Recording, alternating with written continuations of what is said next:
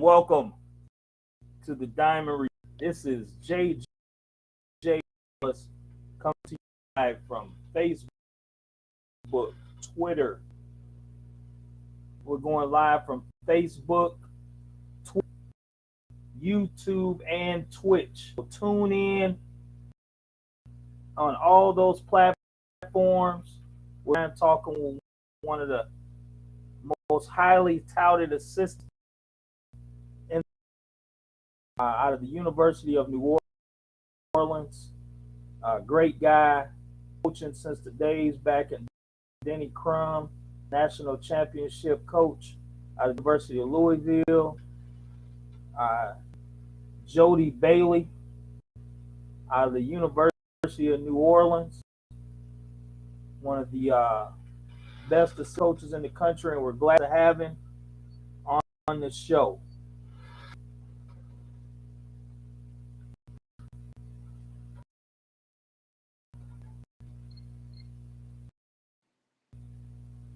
Coach Bailey. JJ, can you hear me?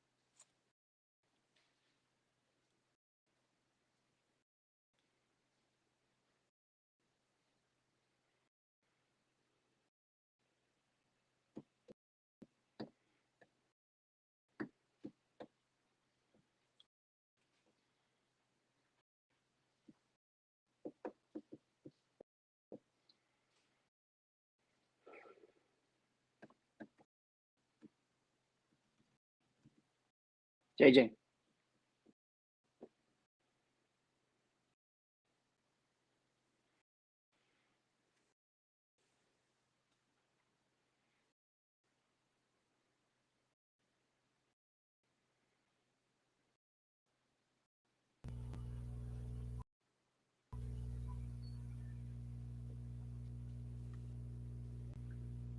JJ, can you hear me?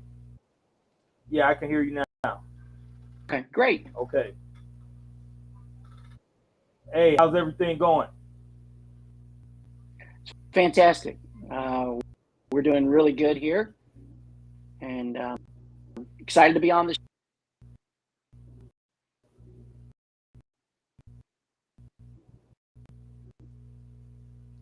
Hey, we're glad to have you. We're glad to have you here on the Diamond Report. Could you just let some of our listeners know, give them a little bit of your background, let them know how long you've been coaching, and a lot of things like that, and let them know where you're presently coaching?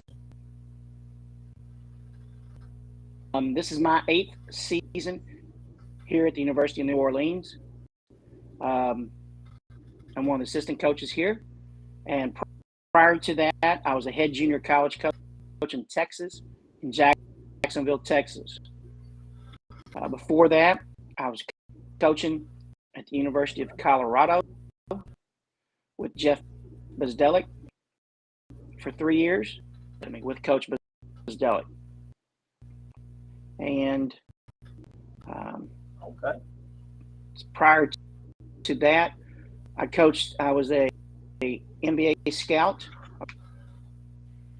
I've coached high school ball in Alabama and in Georgia. I've been a head coach for 8 years. Done a lot of IA ball, Division II basketball,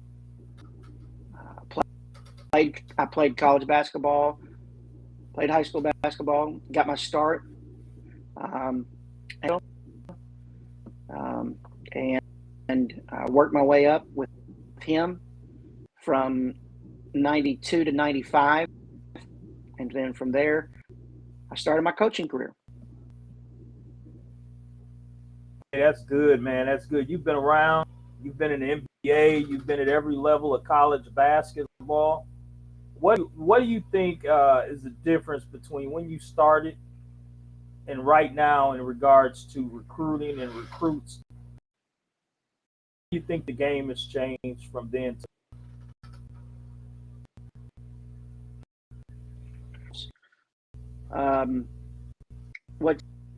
What's evolving currently is the portal. What's evolved and what's changed somewhat is regards to the perceptions of what's truly relationships are, and how recruits need to make decisions a little bit sooner than what they have in the past. Okay. Years ago, recruits would get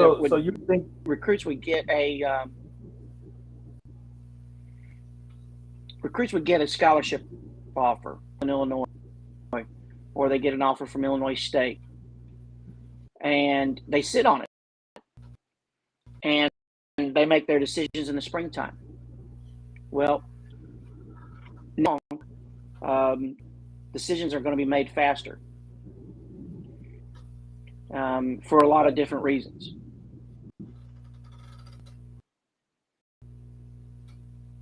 So do you think that portal has a lot to do with the kids making their decisions sooner, or do you, just the ratio of kids playing basketball around the country? What do you think that is?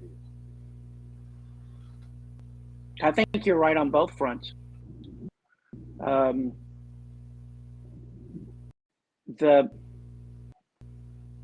The difference is what happens. Portal sometimes is good and sometimes it's not good. Some kids jump in it not realizing that they don't understand what team. Let's say that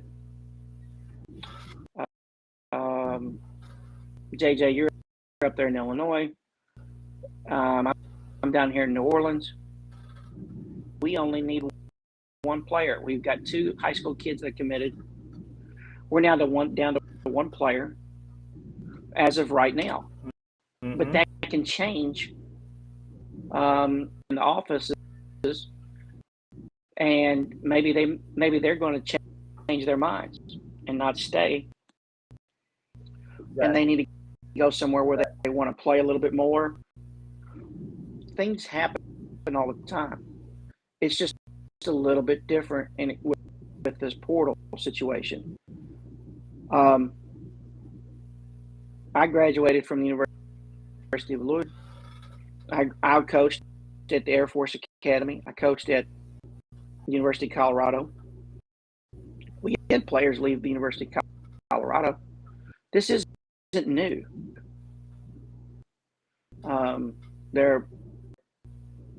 Every year a team changes. Not too many years that a team sticks together. Meaning someone eventually will graduate. It just happens. And somebody will want to have a better situation for them personally.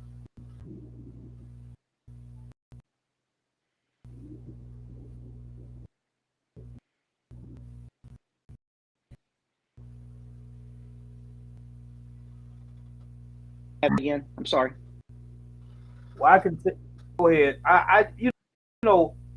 My thing with the portal seems like the portal has sometimes it gives kids, to me, in my opinion, anyway, it gives a kid years ago when it comes to working hard to get on the field, trying to get on the court. The transfer portal, or if I don't play this year, if I don't play right away, I'm going to jump in the transfer portal. Or you have kids that are using Division II schools as like a junior college now, and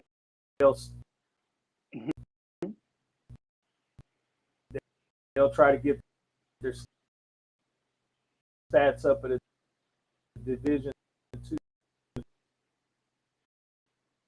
try to transfer into a University of Illinois if they've had a couple of good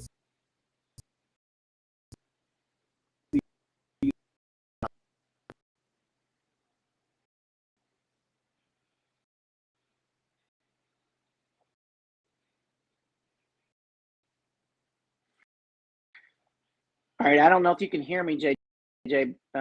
Some of what's happened, you've kind of froze up.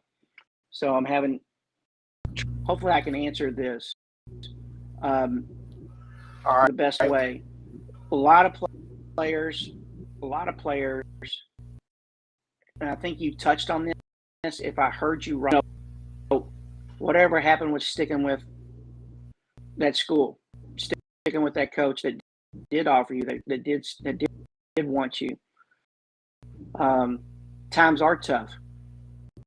The guy I serve and I love didn't put gold on top of the mountain. He made us go scratch for it. Gold isn't like dig through things to go find that gold. Same theories with regards to kids. You know, probably a lot of kids, they do go, as opposed to when you and I grew up in the 70s and 80s, kids did go to their high school and they went 4 years. Well, now a lot of kids that go to different high schools, then before they get to the portal, before they get to college, they've already played on 3 or 4 different AAU teams.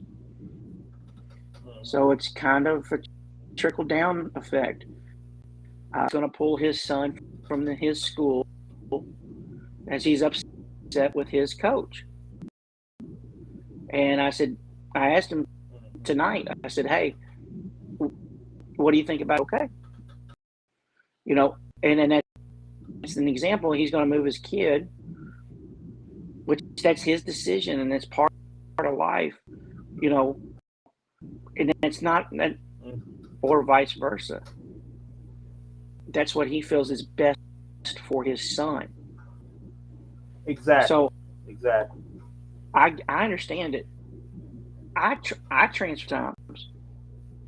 So I respect kids that transferred. In fact, you know, I encourage that to kids where, you know, not necessarily on my team, but other kids, you know, and other people that I know at different levels,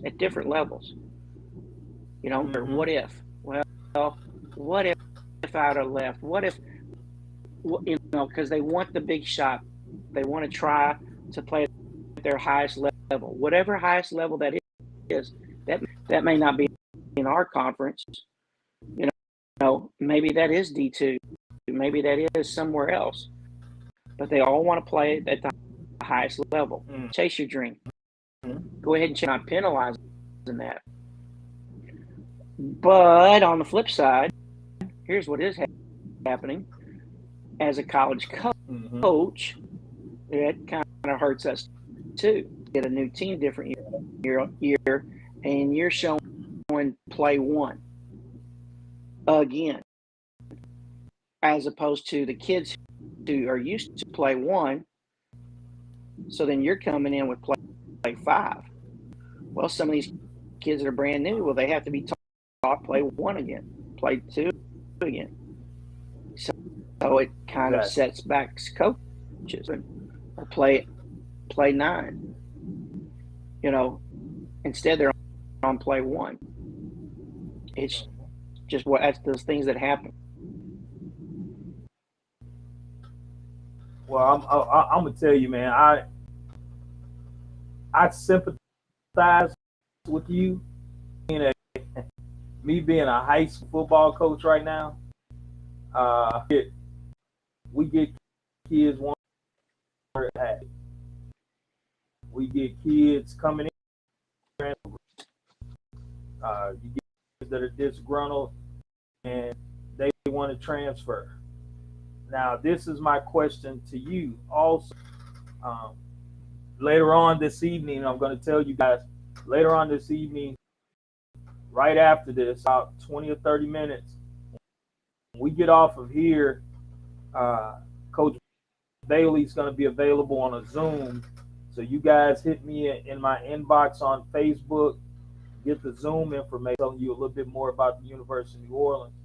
But I want you to be able to tell the kids out there, the high school kids, when you made a point earlier talking about high school kids being having to make decisions quicker, having to look at things a little bit.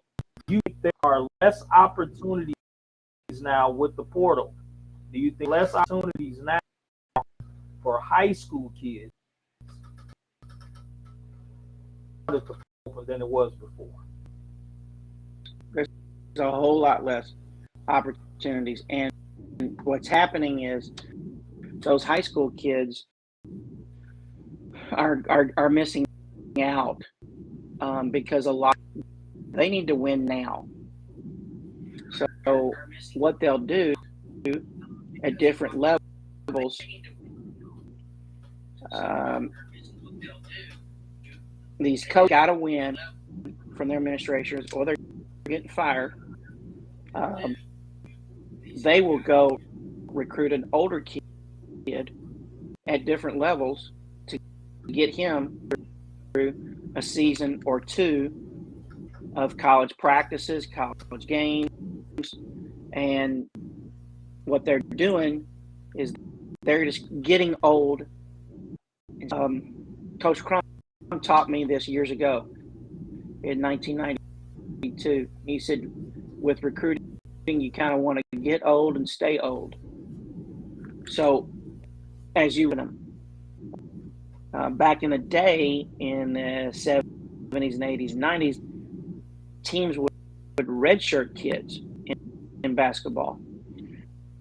There's not that many redshirts. They're here to play right now. So years ago, you got old because you would redshirt kids, and you would stay old because that kid was a red, and as a redshirt sophomore, that means he's 3 years into the program, so he already knows what's going on. Now, here we are today in the portal, who's a junior or a senior, and he has 1 year to play. Go get a kid from a Division I school who's got 2 years to play ahead of the power forward from Illinois in the high school, in the Illinois High School Athletic Association, who's 195-pound power forward. Really nice player, but he's got to gain weight. Well, college coaches now, we don't have time for them to gain weight before. So the kid is not physically ready to come in and play college basketball immediately. But he signs with that. He doesn't get to play much. He plays a little bit in non-conference, but come conference time, when it's winning time, the college coach, who's under the stress, play the ones he trusts, and the ones he trusts are the ones that are older.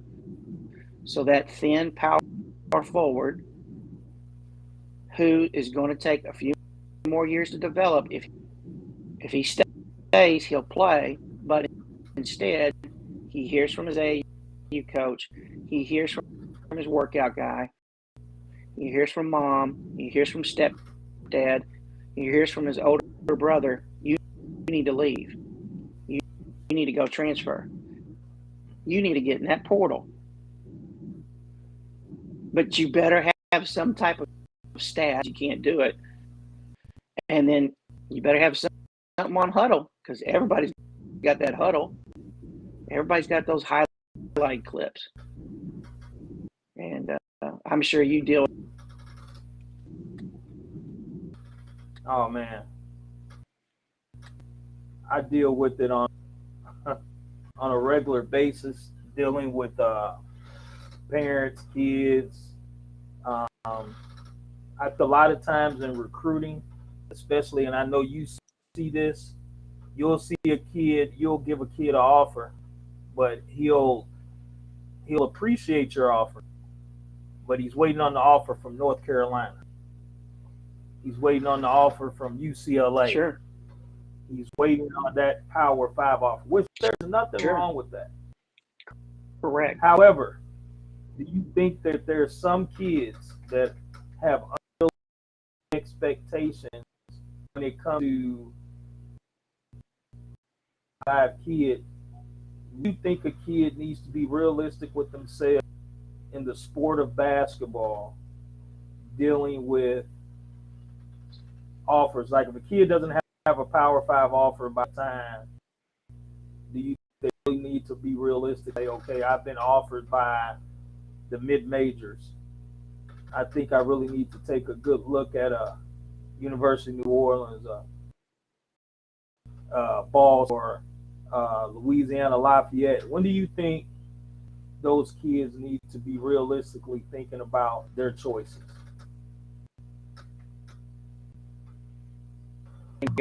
You said kids waiting on North Carolina. Well, do you know who North Carolina signed in the spring? They signed in the Big Ten, Pete Nance. So, okay, here's a kid that's maybe a high school kid. He's waiting on that. He's waiting on that offer from North Carolina. Their eye on somebody. Well, they went and got the best player off a Big Ten school. So then that kid who's waiting on that North Carolina off, all those schools that you mentioned, when do they start? If they don't see, the problem is with what we do, we don't send out smoke signal. We have to keep working. We're going to hang up. We're going to hang up and then take another call. And after that call, we're going to go make another call. Because again, is different. Each needs. So if a team needs a shooter and you're the high school kid, they need to realize what they don't see, because we coaches, we're all like, we need a shooter. We need a shooter. So all we're looking at is that shooter. Well, this kid isn't a shooter. He's more of a slasher school, whatever that school is. Because that school has their eyes set on the shooter. Now then to flip that, what you said, when do they need it? Later. They need to realize it sooner rather than later.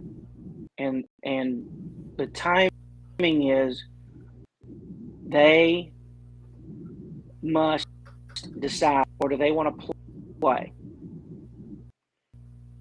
There's nothing wrong with playing lower and go somewhere and play. Exactly. It doesn't matter where. Get the free education. If it's a scholarship, get the free education. We like that. Want to go wherever that is to get the free education. Exactly.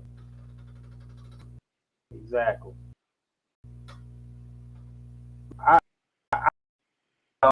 to scout. I tell them one of my jobs is to find kids opportunities that are going to help their families not pay for college. And I think a lot of kids need to understand that that school, like a Ball State, University of New Orleans, uh, you can even go into the AAC, go to the University of Memphis. Yeah, Memphis.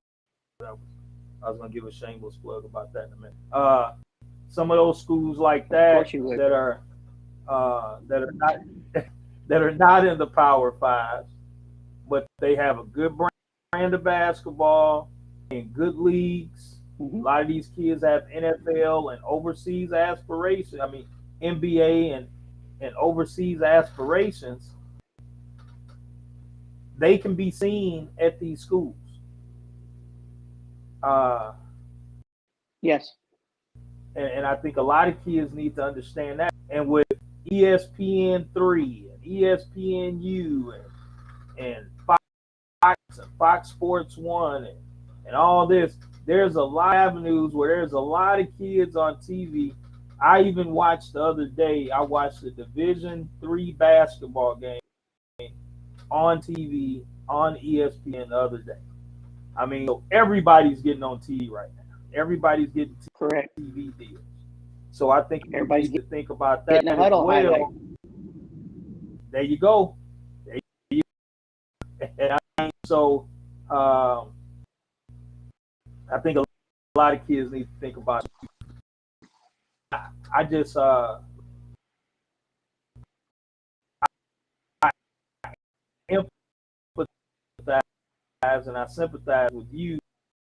You also have to, you're looking, and I like what Willie Taggart said. Willie Taggart, when he first got to Oregon, I love this analogy, and I know coaches don't want to say this, but this is the real. I'm looking for, my job is to recruit to get your replacement. That's my job. That's what we told him his first meeting in Oregon. He said, I'm recruiting somebody to take your spot. Your job is to keep your spot. And to me, that makes kids work harder because they know that you're recruiting. You're on your thumbs.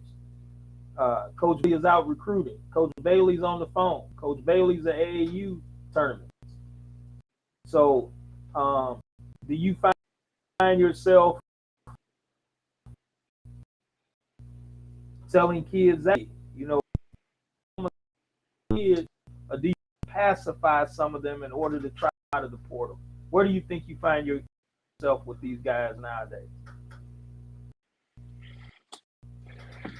I try to tell them the truth.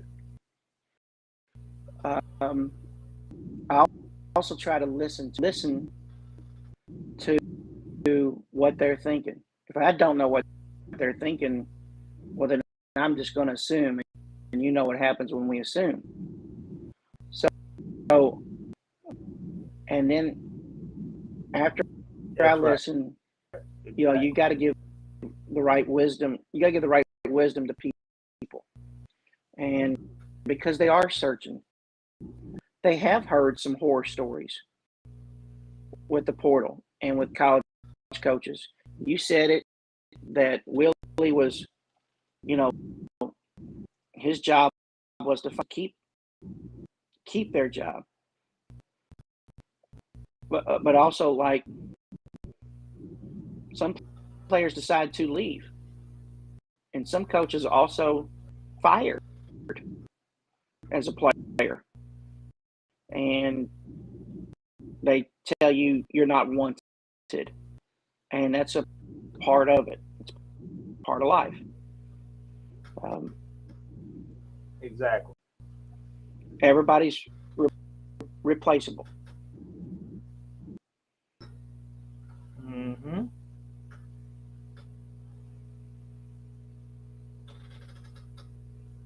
So I'm gonna tell you what this is my question. So I have another question for you in regards to recruiting.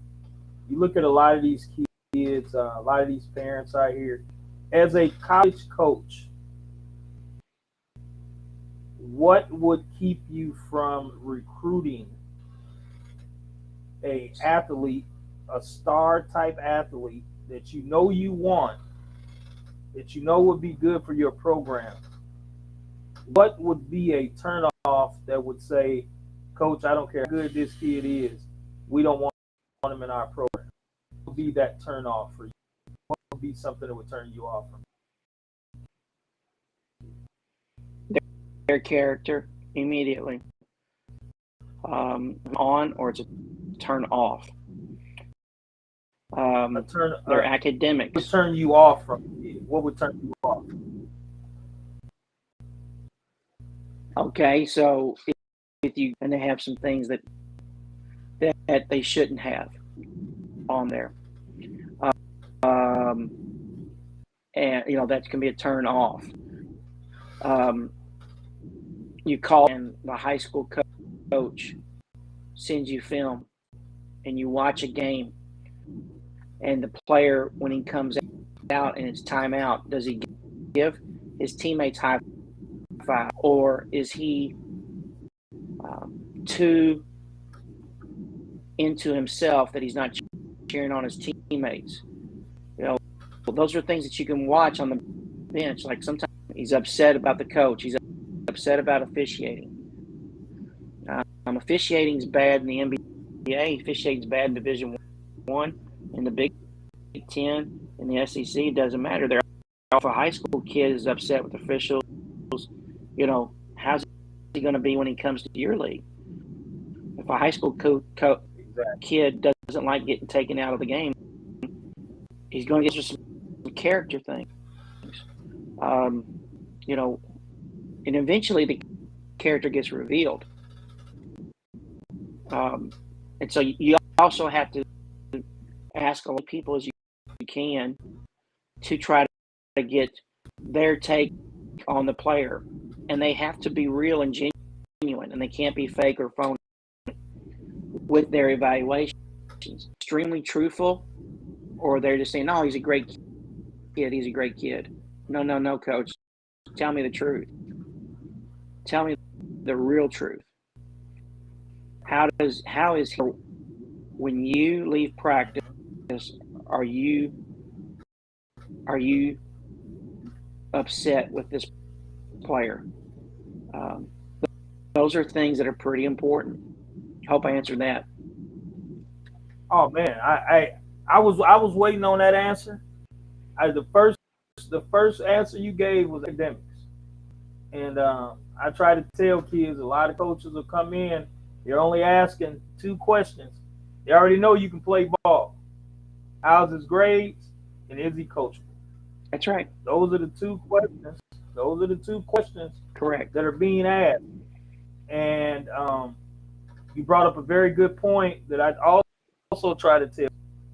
Your character and your attitude will get you recruited or not recruited. If your attitude is good and everything is great, that's a help.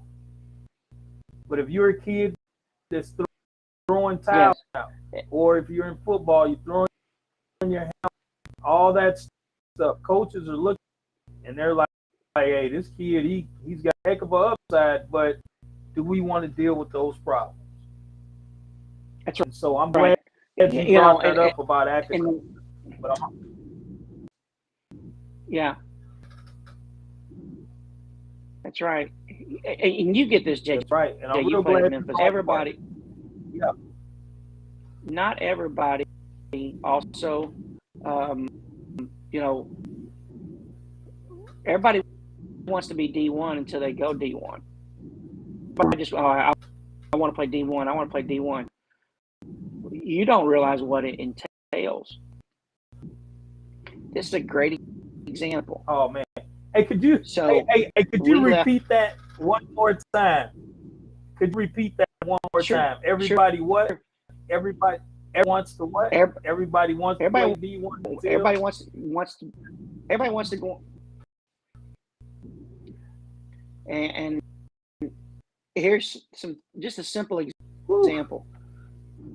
Last Wednesday, we flew to San Antonio.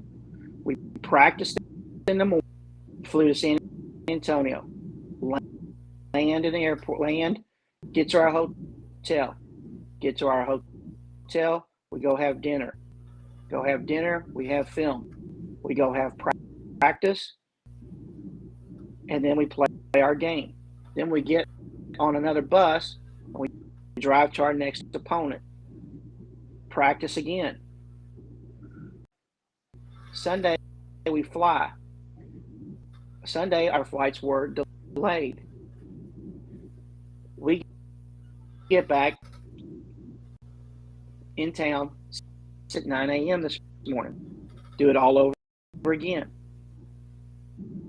Lifting weights in the afternoon. Now, once school starts, here's a great one. So right now we're not in for, but once school starts, we will practice at 6:30 in the morning.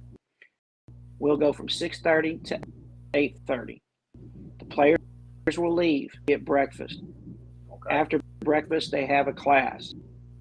After class, then they have mandatory study hall. After study hall, they have lunch. After that class, they go to the gym to get shots up. After they do that, we have a brief 30-minute session, whether that's film, whether individual skill set. Then they lift weights.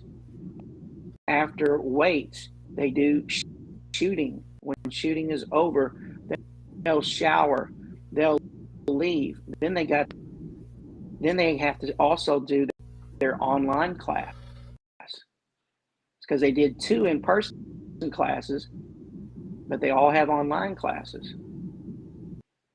10 o'clock at night. Guess what? 6:30, we're doing it all over again. But everybody wants to be D1. Everybody wants to be D1, man. Everybody wants to be D1. You get there. Hey, I tell kids similar stories when I was. Till you get. Yeah, that's right. I tell kids similar stories when I was playing Division I football in Memphis, and I tell kids from the time you get up to the time you get, it's all football. Same thing what you just said. You just gave a calendar that it probably scared some kids and some parents half to death listening to this live right now, because they're sitting there thinking, can my child handle But that's what's going on everywhere. Everywhere. You pick your school, you pick your conference. That schedule I gave, maybe somebody doesn't practice in the morning. But guess what? Then they practice in the afternoon longer. They do their 2-hour window, 2.5 window of practice in the afternoon. We choose to do it in the morning. Go ahead and get it out the way. Go ahead and get it out the way. That's right.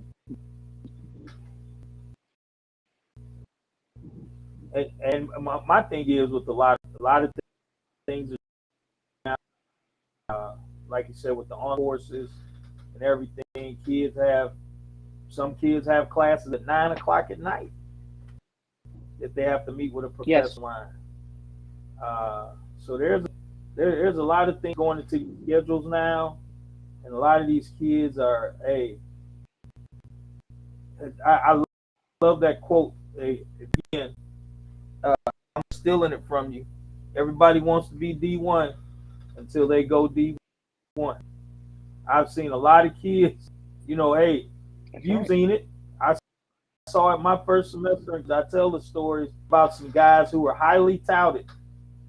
They left during our first football training camp. They left because they handle the rigors of being a division. A lot of kids aren't ready for that. A lot of kids think they are.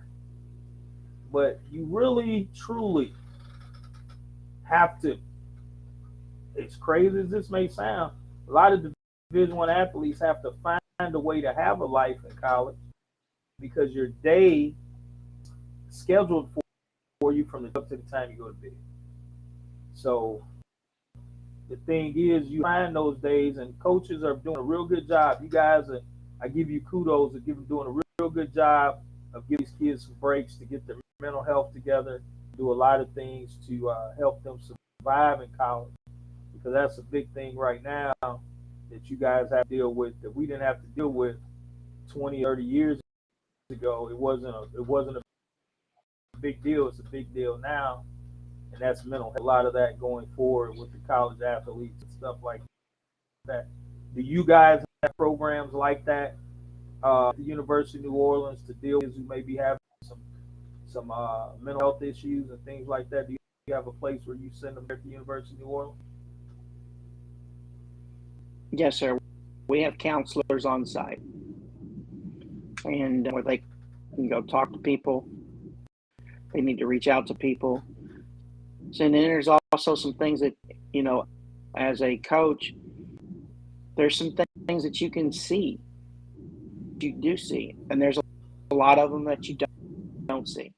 There's a lot of things that you don't see. You assume, you think everything's okay, and then boom, something isn't okay. Help, and then in the end, JJ, my job, so that my job is to love. That's it. It has nothing to do with ball screen offense. It doesn't have anything to do with fronting the post. It doesn't have anything to do with two start. My job is to love, serve, and care for the student athletes that I do get to coach. And you get, as a recruiter, you get way more than you get told yes. So you have to handle being told no so many times because for you and for your program. Man, that's a good thing, man. I like you brought up that mentoring part of it. You're dealing with the mentoring part of it. Coaching, I always say, is coaching 90% motivation, 10% preparation, and letting those kids, if a kid knows that you love them, you care for them, they'll run through a wall for you. And that's a good thing that you brought up. Kids would be lucky to play for you just like you. So I appreciate that, bringing up, letting kids know that that's the number one thing coaches should be doing. Anyway, is caring and loving their players. And once players know that, they'll be apt to listen to you and play for it and do things like that. So that's a great lesson, just not for the kids to know, but some of these parents to know there are coaches out there that are going to, because let's just be honest, these parents are entrusting their children. They have to be comfortable with who you are, person, not just as a basketball coach. So that's right. So this is what I want to do. We really appreciate Juan. I'm getting a lot of great comments on all the social media about the interview, about some of the answers that you gave, and this has been a great interview. I appreciate having you on. What we're gonna do is I want you to, before you close, I want you to let the kids know what do you plan on doing, how you guys are doing right now in the season. If they needed to reach out to you, how would they reach out to you? And because there's a lot of, I've been looking at my feeds here, there's a lot of kids on here that are some standout kids, and they've been listening to this live as well. How do you think how can they reach out to you, and how can they get in touch with you by email or something if they want to send their film in to you? Well, sure. They can go online and look up at our school's website and find me, be glad, and what have you. And I would tell your listeners, to keep pushing themselves and to find whatever they're finding. Just know that there is no perfect place. There is no perfect coach. There is no perfect offense, no perfect defense. There's no perfect roommate. It's meant to be that way because a lot of people don't go to college. It's not for everybody. JJ, I don't know if you know this, but at the Navy SEALs, you're ready to leave the Navy SEALs, you ding that bell. And when they put you through Hell Week and they weed out wanted to be Navy SEALs until they got into being the Navy SEALs, and they didn't realize, and they wanted to be Navy SEALs. I can't wait to be a Navy SEAL. Then they go through the Navy SEAL. They have to ding that bell. In life, your listeners need to figure out, and they need to know, this isn't the best thing for you to do. You need to consider something else. There's nothing like a lot of players. They play 2K. It's a really fun game, but they're not outside on the blacktop, and they're not picking up next. And they need to go figure out that. And if you don't love college basketball, then you're going to dread college basketball. And you don't need to dread anything. You need to love it. And if you don't love basketball, please don't reach out to me. Please don't. You need to find something that you really love. I love it. That's right. Exactly. Well, Coach, we appreciate having you on. Thank you for coming on. This will not be your last time on the Diamond Report. We appreciate it. There's Coach Jody Bailey with the University of New Orleans. Those of you who have tuned in, we will be on a Zoom in the next 3 minutes. For anybody that wants to log on, we'll give you guys time to log on to talk with Coach Bailey. Coach Bailey will go over some things about the University of New Orleans, letting you guys know what it would take to play at the University, what it would take to be recruited by the University of New Orleans, let you know a little bit about the school, know about the academics, about the city, and you guys can ask them some questions. We'll have a pretty good Zoom call, and then we'll let Coach Bailey get some much needed rest for that 6:30 practice in the morning. Okay, so it's a lot, Coach Bailey. We appreciate it. That's right. And, thank you, JJ. I appreciate it. Let you sign off now. Thank you, Coach. Thank you.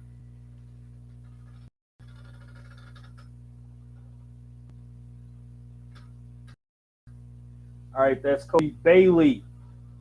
That's Coach Jody Bailey with the University of New Orleans.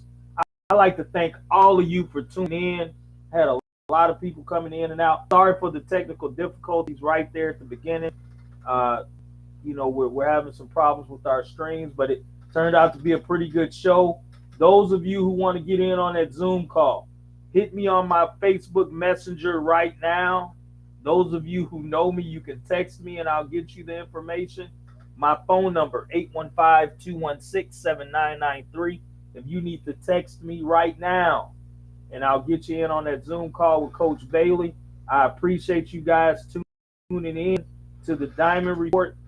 The next Diamond Report, we will have a college football coach on to talk about how to get recruited in college football, what it takes to play Division I football, and the ins and outs of what it takes to get recruited. So that's part of my Coach's Corner portion of the Diamond Report. We will have coaches on here talking to you guys, giving you the real. Coach Bailey just gave you real. He gave you a lot of game tonight.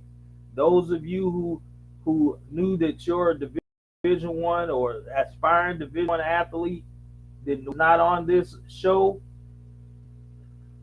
share it with them. Let them hear the truth from a Division I basketball coach on what it takes to get there and what they will and will not put up with. So I appreciate you guys tuning in. Again, we'll be over on Zoom in the next 25 to 30 minutes. Thanks a lot, and thank you for tuning in to the Diamond Report. Until next time.